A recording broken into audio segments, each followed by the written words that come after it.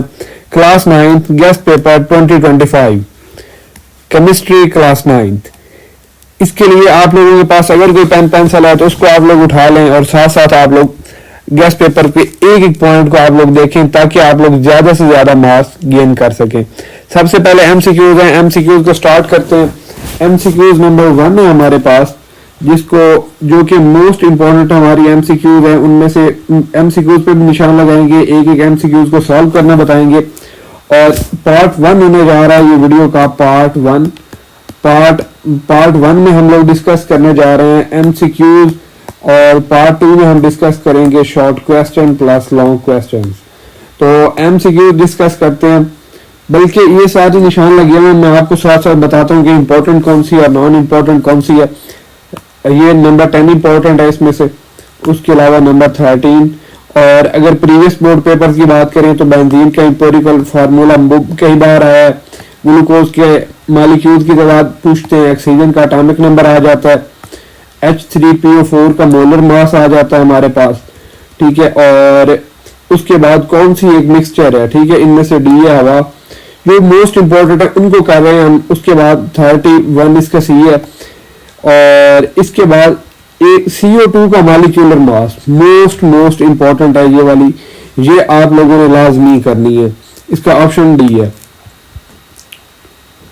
अब इस तरह ये हमारी मोस्ट इंपॉर्टेंट केमिस्ट्री की है। और ये जो पेपर है, इस पेपर में फिजिकल केमिस्ट्री की तारीफ पूछ रहा है, बायोकेमिस्ट्री पर अभी हम क्योंकि शॉर्ट सिर्फ एमसीक्यूज की बात कर रहे हैं तो मैं आपको जस्ट एमसीक्यूज के बारे में ही बताऊंगा।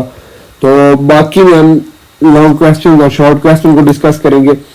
उसके बाद ये जितने के जितने ये सारे के सारे पास पेपर हैं, पास पेपर को हम डिस्कस कर रहे हैं।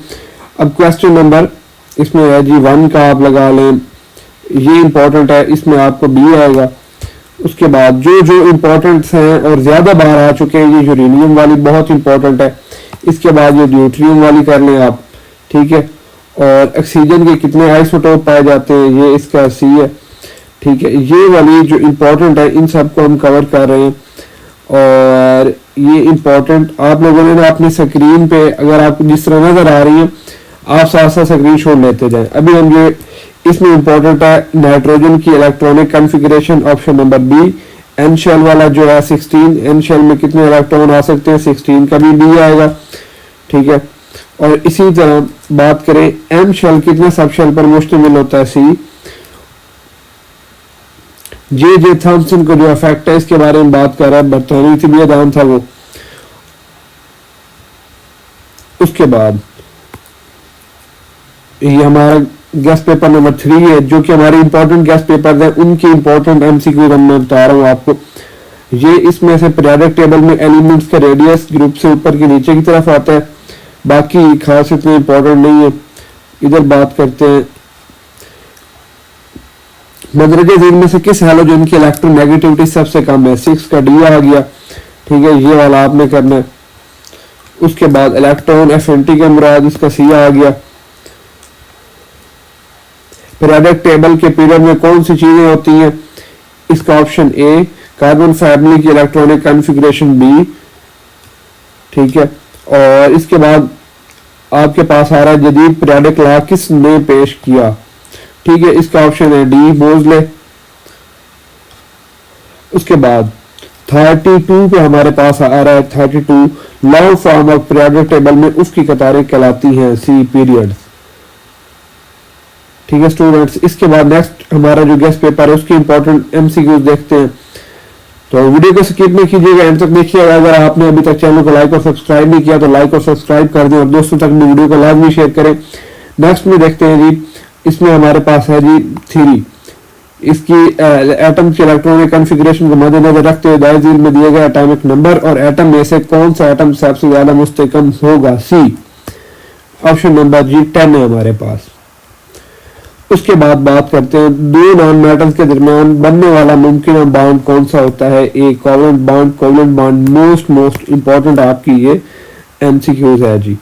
इसके बाद कोवेलेंट बॉन्ड नतीजा है जी, क्योंकि ये नतीजा बाहमी इश्तिराक शेयरिंग का, तो इसका ऑप्शन होगा सी, ठीक है। नेक्स्ट बात कर लेते हैं ट्रिपल कोवलेंट बॉन्ड में कितने इलेक्ट्रॉन हिस्सा लेते हैं? ट्रिपल कोवलेंट बॉन्ड में कितने इलेक्ट्रॉन हिस्सा लेते हैं? Option number B.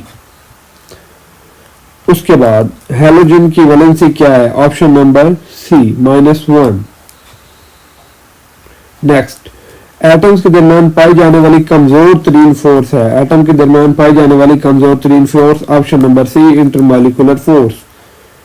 नेक्स्ट 30, अगर दो एलिमेंट की इलेक्ट्रोनेगेटिविटी का फर्क 1.7 से कम हो तो क्या होगा? ऑप्शन नंबर बी, कोवलेंट होंगे जी। दिन में से किस में कोऑर्डिनेट कोवलेंट बॉन्ड पाया जाता है? 33, इसका ऑप्शन नंबर है जी बी, NH4Cl। अब ये वाली जो हमारी एक MCQ आ रही है जी, ट्रिपल कोवलेंट बॉन्ड की एग्जांपल है 34 वाली, इसका ऑप्शन नंबर सी है। ये भी आपकी मोस्ट इंपॉर्टेंट MCQs है। नेक्स्ट MCQs की बात करते हैं। नेक्स्ट MCQs में हमारे पास जो हमारा गैस पेपर नंबर 5 है, उसमें हम डिस्कस करते हैं माया गैसेस कितने गुना भारी हैं। ठीक है, how many time liquid are denser than gases, इसका जी ऑप्शन नंबर बी आएगा 1000 टाइम्स।